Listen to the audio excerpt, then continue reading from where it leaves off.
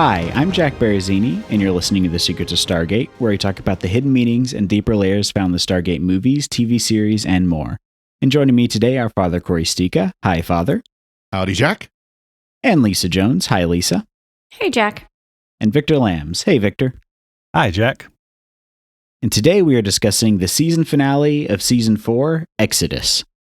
The team arrives at Vorash in their captured Goa'uld ship. Tanith is unmasked as a Goa'uld spy, but is able to escape from the Tok'ra prison. Sam devises a plan to blow up the sun of the solar system they are in and turn it into a supernova to destroy Apophis's approaching fleet. Everything goes wrong when the Goa'uld launch a surprise attack and Jack and Teal'c are stranded on Vorash. Teal'c is wounded and captured by Apophis. Jack is rescued just in time, and Sam succeeds in causing the star to go nova. Unfortunately, their ship is flung millions of light years into another galaxy, and Apophis's ship is there too, closing in on them. This is a good way to end the season. I like how we open with a lot of space shots, which are always fun. You can definitely see that they saved up their budget for this episode because you get different locations and all that. Mm-hmm. So They saved up their budget and they saved up Teal'c's acting. Yes. Turn up the scenery chewing. Yep. Yeah. What are your thoughts on this episode, Father? Well, this is a good one. I mean, obviously it is a cliffhanger for the end of the season, but it's a good way to end the season. Like you said, they did pull out the CGI budget for this one, including literally blowing up a star. Mm-hmm. Although they used the dunes, it basically was the Tok'ra base, the dunes, the ship, and CGI, and that's it. Yep. So they definitely scrimped on the sets. Let's put it that way. I disagree with you there a little bit because the ship set, they do that one tracking shot where Jack is talking to Jacob Carter and that's true. That's true. I forgot about that. And it's like a 2 or 2.5 minute long shot. And I think at some point they start to walk in circles, but there's enough going on in the background with Tok'ra moving things and walking in and out that you can't really tell. But it's all one continuous take, and I forgot about that one. That was they definitely used up every Goa'uld mothership set that they had, hallway that they had on that one for sure. And that was together. Yeah, and that one. I agree with you on that one. Yeah, that was good. Other than that, it was the locations were pretty simple, but there was lots of action, and it was very interesting. And Sam's almost giddy about blowing up a star. And yes, definitely. Speaking of the Goa'uld ship, something I really like is the design of them, like the interior design. Like they have Roman columns everywhere and all these intricate carvings and stuff. And it's not something that's just like a minimalist spaceship like you see so often. So they really go extra with that, which I like. We'll get there. We'll get there when Earth spaceships start showing up. Yeah, I'm sure. Exactly. What about you, Lisa? I agree with y'all that this is a good wrap up of season 4. Season 4 is it's probably the best season we've had so far. And they just pull all these different threads of storylines through and kind of give us a wrap up, but then send us in a whole, new direction for season 5 where you're thinking, oh gosh, what now? And it gives you that anticipation of what's going to happen next. And so we got the return of Apophis. And, Tanith comes back. You just have all these different moving parts, and I like that. And then you add in, we haven't seen a lot of spaceship action, that kind of stuff in a while this season. And so it's I don't know, it's kind of like old school Stargate. Yeah. Old school meaning, previous seasons. This season has been, I felt, very Goa'uld light. Yeah, it has been. And so, to get Apophis back and get them fighting them and it just, I don't know. I like I'd forgotten the end of this episode. So it was kind of neat to experience it again. Yeah, it was a lot of fun. What about you, Victor? Yeah, I'm sad that season 4 is winding down, but it definitely goes out on a high note here. There's a lot of action, a lot of science-y things. The space battles are great. There's a couple really implausible plot bits. For example, you never want the Tok'ra guarding anything. There's no way Tanith should have escaped when there's 2 guards with weapons drawn on him, a third person standing there. It's just very implausible that he was able to escape at all. But like if you can put that aside, it's a very good story. I like how, we're on the planet, we're in the Tok'ra base. We get to see the cool, Tok'ra wall textures, which are cool. Jack is very possessive of his new mothership, which is always great. He wasn't real keen on lending it to the Tok'ra. He doesn't want it scratched or anything. And we get to see, like I said, a lot of the inside of the ship, which is cool. We get to see the Teal'c or bridge that has Cronus's special chair that he had up. And I didn't, zoom in and translate what it actually says on his special, captain's chair. So if anyone knows or has translated, leave us a comment in the comment section below, as they say. And then they point to where the comment section is. And smash the like button. Yeah, smash the like button. And let us know, because I'd be very curious what the Cronus chair says. But no, I like it a lot. We have two good villains, Tanith and Apophis in this one. And there's lots of explosions and cool, racing against the clock. And I think this is the last season that ends on a cliffhanger for a little while, just because I didn't know if they were worried about getting renewed or what, Showtime and then Sci-Fi would do. So, but yeah, we do get and I'm really excited for season 5 because I can't really exactly remember what happens next in the storyline. So Yeah. Nice. Well, I thought you were going to go for the obvious dad joke. The season went out with a bang. It went out with a bang. Yeah. Yeah. And I don't know how this really fits in with that whole protected planets treaty the Goa'uld and the Asgard have. Granted, they aren't on Earth, but still, I don't know if it's really in the spirit of the treaty for, the Earthers to, but I guess they could say that the ship was under Tok'ra control at the time that they blew up the sun to wipe out and mass murder or, kill a lot of Goa'uld and Jaffa and stuff. But yeah, just gotta hope that none of the other planets in that system had life, because I think this time, unlike the previous episode, this time they did say that it's a barren system or something. So Yep, they said that was the reason why the Tok'ra had picked it in the first place, is there was no one there in the solar system at all. Yeah. Well, it's convenient if you're going to blow up a star. Yeah. And generations, which they got to avoid that. And I feel like most of the time in these kind of plots, you get that moral twist of there's a primitive society on this planet and we can't blow it up. Exactly. Yeah. Sam does say in this episode, I've never blown up a star before, but she has blown up a planet before just a few episodes ago. So exactly. She's moving up. She conveniently admits that. Yeah. Making great strides. Well, it was interesting that they did bring back the black hole Stargate. Yeah. That they're like, oh yeah, we can still do this. Of course, because plot reasons and not because real physics, the time distortion didn't affect the ship. Right. Because they were able to put a force field around it that stops the time dilations. Yeah. And ejects it out into space in time, I guess. And they could have just noted it took 30 seconds to launch it. It's no, it took 5 minutes, and they could have just explained it, Yeah. It was 5 minutes out here or something. But I did like the little rocket thruster on the Stargate as it spins its way. I thought that was a cool little touch. That should have been your background today. Oh, what, the little Stargate? Yeah, Stargate with little rockets. Yeah. Yeah.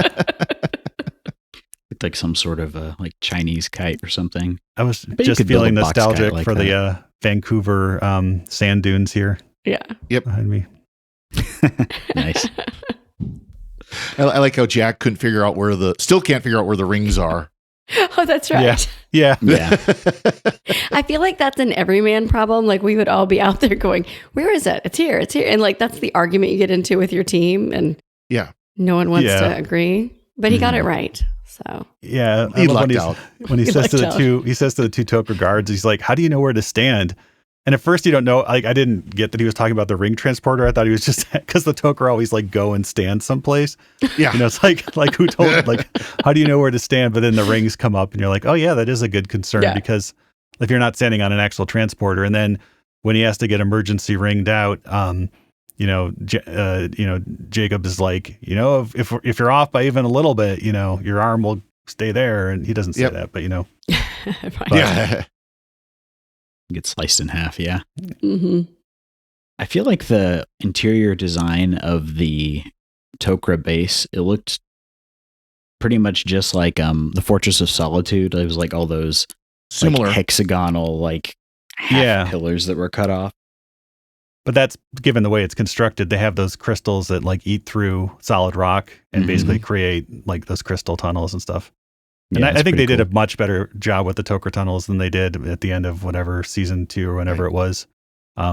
There's more variety in the crystals. Yeah.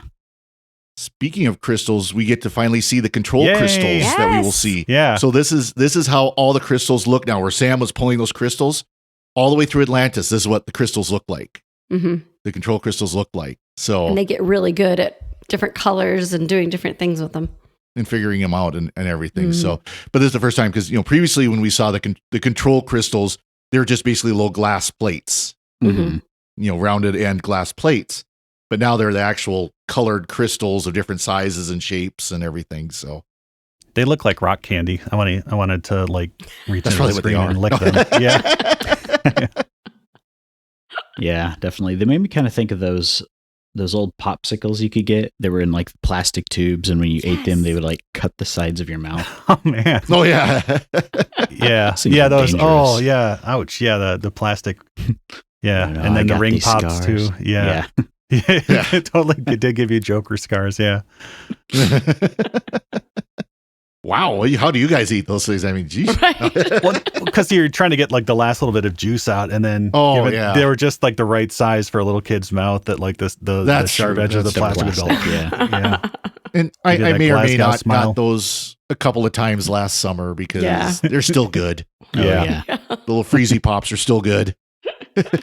Red dye number 5. Yeah. All the way. All the way. Yeah. I do want to know, and I guess you can kind of just chalk this up to Tok'ra incompetence because they seem to be horribly incompetent. Yes, they are. Yeah. How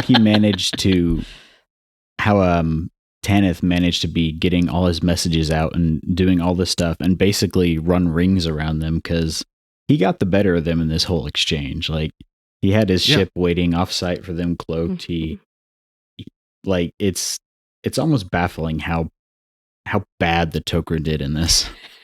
Well, Which and Jack I mean, calls they him out had for. him Yeah. fooled that thinking that he was giving him that he was getting good information when it was really bad information. So at Yeah. least he had him fooled there. Mhm. But he was also able to plan at the same time, for his own escape. Yeah, he knows he's going to be found out. And you have to wonder, like, after like the 100th Tok'ra operative escapes, like Apophis maybe going to Tanith and saying, like, are you sure? Like, when the 101 first time comes along, it's like, are you sure? Because like the last 100 times you gave me this information, it didn't pan out. So, like, are you sure you're being fed the right information here? Pappas just starts yelling fake news whenever Tanith tells him anything. Yeah. Fake news. So Tanith told us that the Tok'ra is definitely not in this system. We might want to go look at that system. Exactly. Yeah. Just do the opposite. Yeah. Yeah. Yeah. And Teal'c, it was interesting to see him so overcome with like emotion because he's usually so level headed and so emotionless. Mhm. And just have that all come out. So I liked that twist with his character. It was Jaffa and it was a revenge nice thing. it was a nice The Jaffa conversation revenge between thing, Daniel and exactly. Teal'c. Mhm. Yeah. Uh-huh. Yeah, I No, like I that like- because he asks him about Sharae Mhm. because of what Apophis did to him. Like, don't you want to kill him with your bare hands? And Daniel's honest and says, sometimes, yeah, but he acknowledges that's really not the best part of him. Yeah. Well, Teal'c's done some pretty horrible things in his life. I mean, he's done some pretty bad things. I mean, Mhm. for Apophis. Mhm. And I guess there's a part of him that's like, you know what? I can do one more really horrible thing. Yeah. I've done terrible things for him, and now I want to do terrible things to him. Yep. Well, if you think about it, and then they just killed Kronos. I mean, he's got a lot of emotion, a lot of scars that need healing in these couple of episodes. So yeah, I just like the way Jack doesn't really fight him. He never tells him no. He doesn't say, we're not doing this. What do you? He argues with him. He tries to reason with him, but at the end of the day, he lets him do what he wants to do. So Mhm. even though it's not the smartest thing. You had a good idea with that death glider, though. Yeah, diverting them. Yeah. And we get some cool little, flying around and strafing the Alcash and stuff. Yep. That was kind of nice, yeah. Mhm. And then when they crash, that was cool. Well, I love Tanith's expression when he's like, "Oh, good, I'm going to be rescued." Oh, No. wait. Maybe not. Run away. Yeah. Very north by northwest there. It's like, oh, is that a plane? Is that an Alcash? Oh, wait, it's coming in pretty fast. Yeah. And the engines just blew up. I better be elsewhere. Yeah. You get to see Jacob Carter again, which is always fun. Yeah. I really like his character. Mhm. Much more now that he's Tok'ra, which is funny. Yeah. No Selmac again. Yeah, you're right. Mm-mm. Yeah, we didn't He get a didn't. lot of Sam Jacob dad moments either in this one. No. No, even though they were working together on the crystals.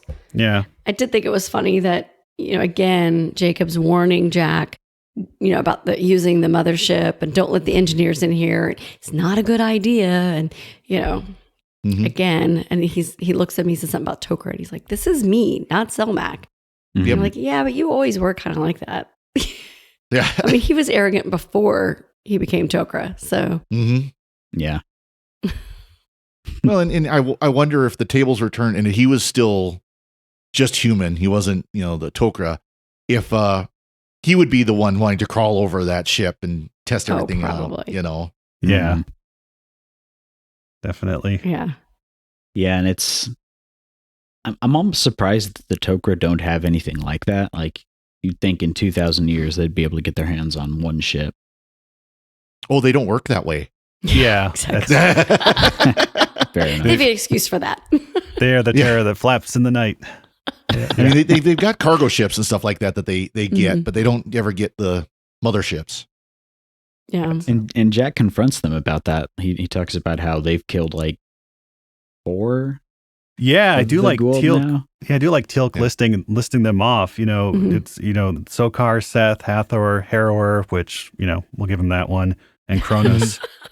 Yeah, But I saw a list online, and I was looking for it, and I can't find it. And it talks about how many of those the Tok'ra had a direct hand in, that they were around really? helping them get rid Mhm. of. But I can't find the list now. I don't think that's too many, is it? Oh, Yeah. Sokar, right? Or I mean, even if that, yeah. I don't know. So Yeah, Yeah, May- Sokar for sure, right? Maybe Hathor? yeah. And then they had the mine Mhm. thing, and so Harrower, I think Harrower was the one who got blown up by the mines, right? the When mine, Apophis, yeah. So Mhm. That's Jacob 3. did. Yeah, Jacob did help with that. Yeah, because Hathor, Yeah. that wasn't a Tok'ra operative. Oh, that's right. Yeah, she didn't. Yep. Yeah, Through and yeah. Mhm. that's a good point. Yeah.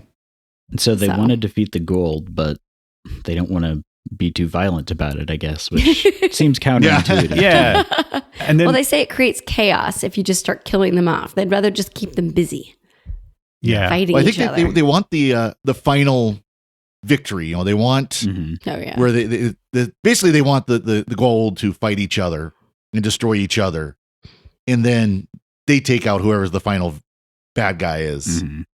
The final one is. Whereas Earth's just like, no, you get in our way, we kill you. Yeah. Yeah. But I mean, sometimes it is better to have like a bunch of, little warlords fighting it out rather than having like a fully unified, Mongolia or whatever, bearing What? Are down you on your talking doorstep. about season? What is that? Season 7, season 8? Oh, really? Yeah. Oh, yeah. Yeah. With Ball and stuff. Yeah. It's an ongoing concern, but yeah. Yeah. It's, it is interesting that, and then finally when, Jacob reveals his plan to blow up the sun and Jack's like, whoa, that's like a little aggro. And then like Jacob's like, well, you wanted us to be more direct, direct enough for you. So, Mhm. yeah. I like that Jack and Daniel at the same time were like, that's ambitious. Yeah. Yeah. Though I expected Carter to be a little more giddy, right? A little Yeah. more giddy over it. But it is cool to know that whenever they need to, they can just dial up, the black hole planet. Like, Keep that Is in that I wonder how much Stargate? longer they'll have, though. Wait a minute. Shouldn't Yeah. that Stargate still be engaged?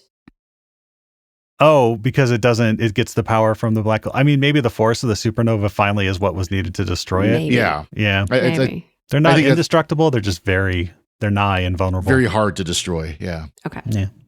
Yeah, I would supernovas. say a sun going supernova would be probably enough force. Yeah. And I like Sam's explanation that a star is basically a nuclear explosion kept together by its own gravity, which is a Mhm. pretty accurate description of it. So I like that there was that attention to detail there. Yeah. Yep. But gosh, I hope nobody does that to our son. Would be, Yeah, no kidding. Yeah. I guess we'd know in about 8 minutes. Yeah, exactly. Something like that. Just enough time to play Freebird before everything goes. Yeah, exactly. But we get some good Jack lines in this one. Some very good, Jack humor and stuff. I think that my favorite is, him saying, "This is so the last time I helped someone move." Yeah. Right. Yeah. Mhm.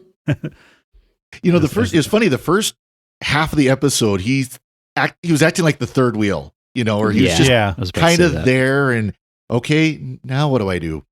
Yeah. He's babysitting Like there's a the scene ship. where, right after the scene where they're walking, Jacob and Jack are walking through the corridors and Jacob walks off and Jack's kind of looking around going, okay, now what? Mhm. What? It wasn't a Jack-centric episode for once? Yeah. Yeah. This I is feel more like- of a Teal'c episode. Yeah. Mm-hmm. I feel like they have a hard time utilizing Jack in non-Jack centric episodes. Mm. Like I feel like he's either the center of attention and it's focused on him, or he's just kind of there to say quippy things and shoot guns. Like Yep. it seems like it's hard to integrate him in a team setting a lot of the time.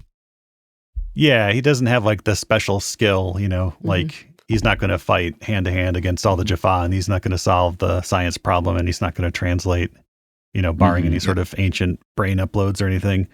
But or be the moral center of the part of the group. Unless there's a kid involved, right? And then Yeah. you can make that emotional connection or give them a dog, one or the other. True. Yeah, then you get the Saturday morning special whenever a kid shows up. Yeah. Oh, yeah. But yeah, I'm excited to see where they take this because I've not actually watched the second part yet. So Mhm. I like that. I like the way that this leaves off. And I mean, I know obviously they're going to get back to Earth, but having them be so far out in space, like that's a lot of fun prospects there. Well, this is when they start Stargate Voyager. Yeah. Where they've got about to say. 125 years to get back. No, with Apophis. yeah. with Apophis. Yeah. And it's not universe. So Yeah. It's That's not good. universe. Yeah. It's not Sliders, where the next jump might be the next jump Oh, home you're or thinking something. Yeah. Quantum Leap. Next. Oh yeah, that was the Quantum Quantum Leap. Leap. Yeah. Wrong show. Yeah. I feel like Sliders had a similar premise though. So They did, it's yeah. understandable, Sliders yeah. was the different universes or the different multiverses. Mhm. Yeah. And they're supposed to be like remaking Sliders. I wonder what happened with that. I've I'll have to look that I've up. heard Yeah. something about that. But Well, they remade Quantum Leap, so Yeah. Yeah. if it doesn't have John Rice Davies, they'll forget it. Yeah. Yeah. yeah, it's true. You got to have him. Now it'll be like Jerry O'Donnell as like the or Jerry. Yeah, it's Jerry O'Donnell, right? Yep. As like the older scientist guy. Yeah. Mhm. Well, speaking of early '90s science fiction shows, Sliders, but no. Yeah. Yeah. So there's lots going on here. It caps off season 4 really well. We get back to the we had those Tok'ra episodes early on that they don't call back to those specifically no Vanessa Angel Mhm. in this episode, and then I forget where exactly the Shanak episode fit into the season. It seemed like it was in the first third, but it could have been. It was Yeah, I think it number was towards the 4. beginning. It was number 4. Okay, so it was Yeah. another Tok'ra one. Got it. Mm-hmm. Part of the Tok'ra arc. So We it's had kind a of a lot slow of burn. Tok'ra. Yeah, slow burn on the Tok'ra, getting back to it after another 15 episodes or whatever it was. Mhm. When you think about it, we started the season with replicators. Mhm. Yeah, And ended season 3 with replicators. We started season 4 with replicators, and then we didn't see them again. Yep. And so I think we see Yeah. them in 5. yeah. I I'm think 5 is obviously where we gonna get the play a part. human replicators or whatever. It's the I think it's- receipt yeah. for the budget. I'm looking. We're going to wait a while in season 5.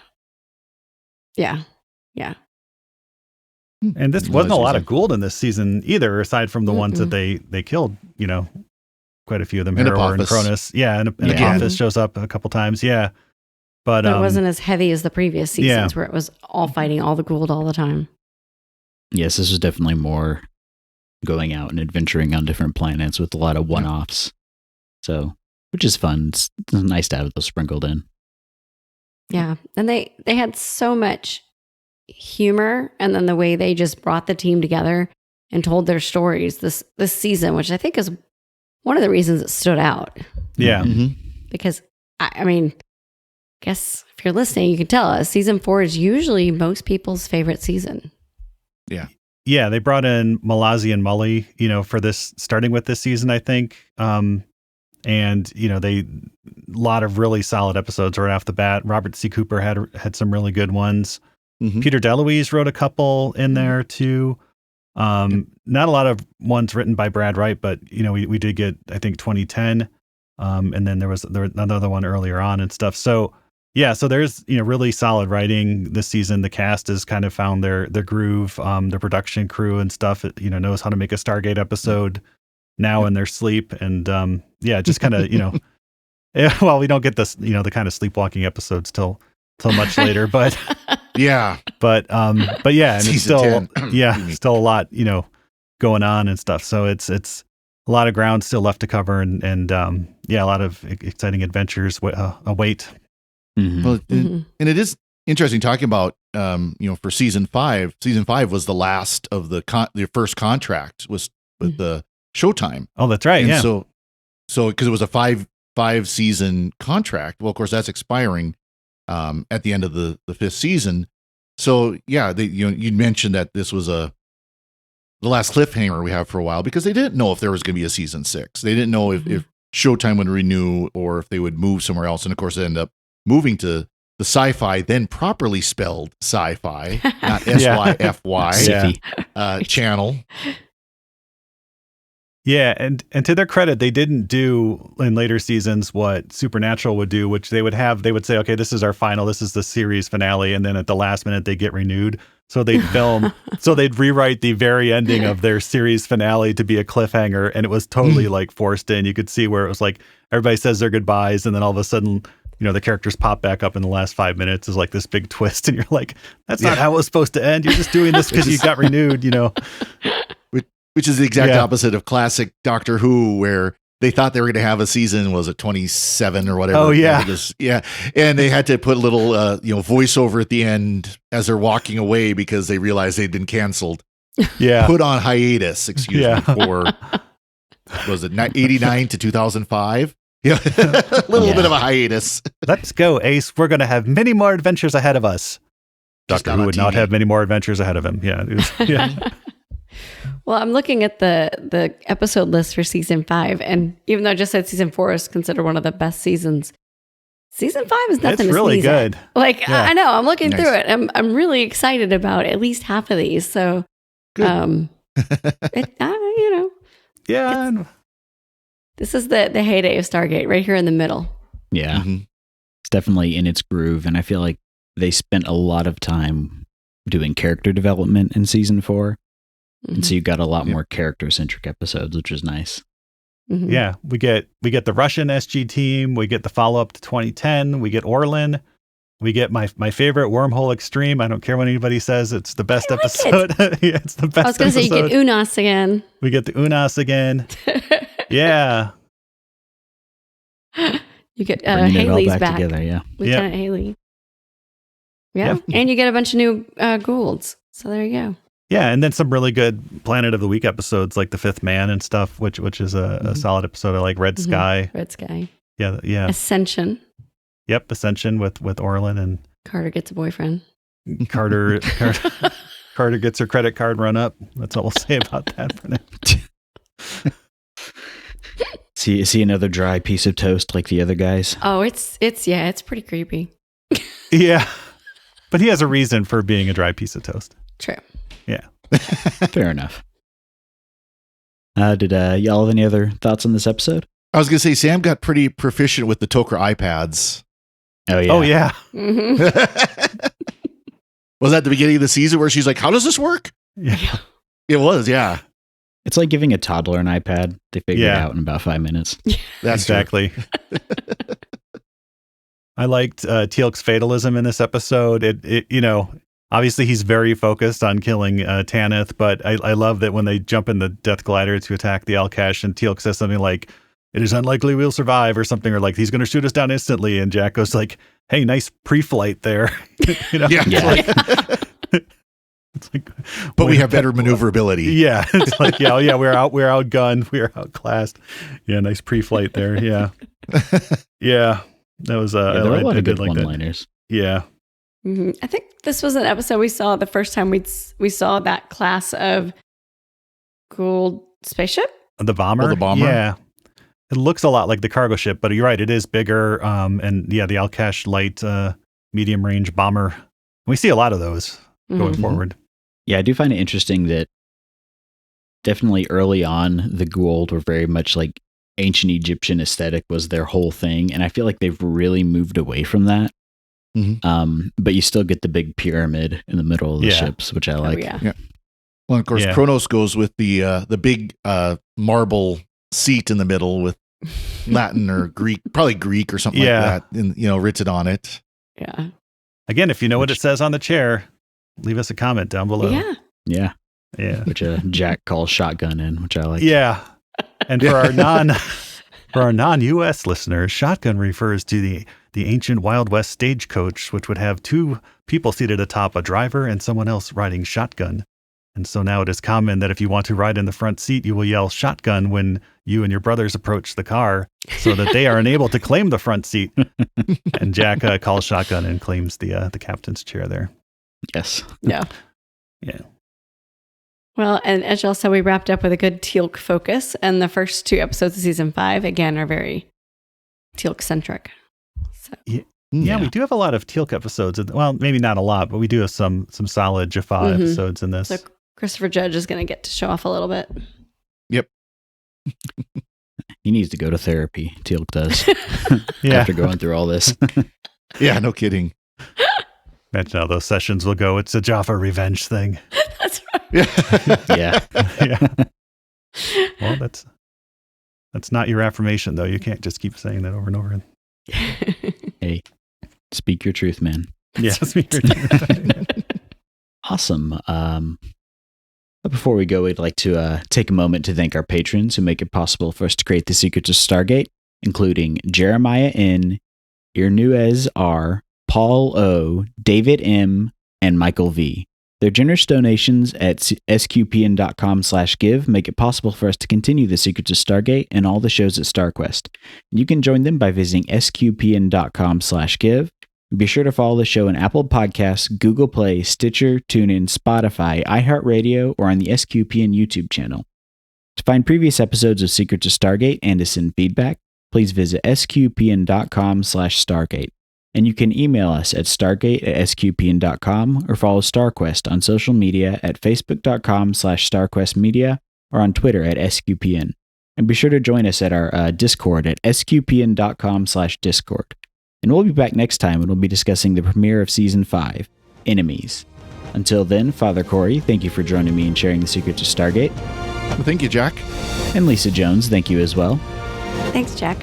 And Victor Lambs, thank you too. Thanks, Jack, but in the future, I will not be capable of such restraint.